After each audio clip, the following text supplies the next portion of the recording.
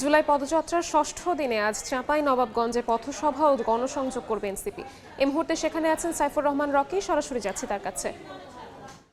Rocky,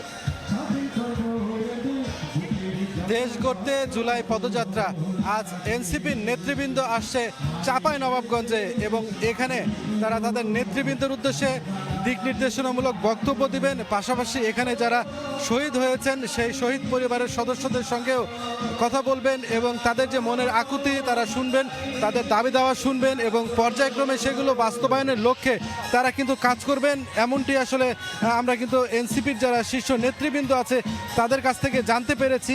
আপনারা জানেন যে এর আগে কিন্তু গতকাল বগুড়া, নওগাঁ এবং জয়পুরহাটে কিন্তু এনসিপি তাদের যে কর্মসূচি সেটি পালন করেছে এবং আজ কিন্তু এই কর্মসূচি পালনের লক্ষ্যে কিন্তু এরই মধ্যে তারা রওনা দিয়েছেন এবং কিছুক্ষণের মধ্যে এই চাঁপাইনবাবগঞ্জে এসে পৌঁছাবেন।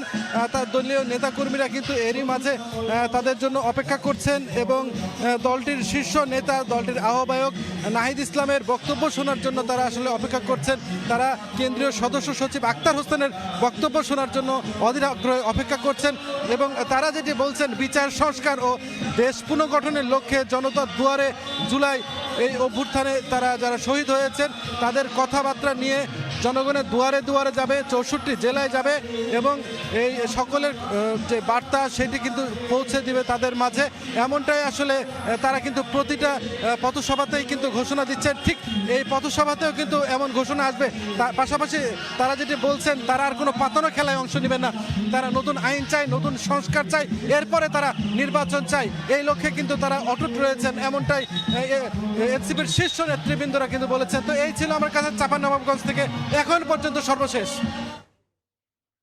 সরাসরি যুক্ত ছিলেন চাঁপাইনবাবগঞ্জে।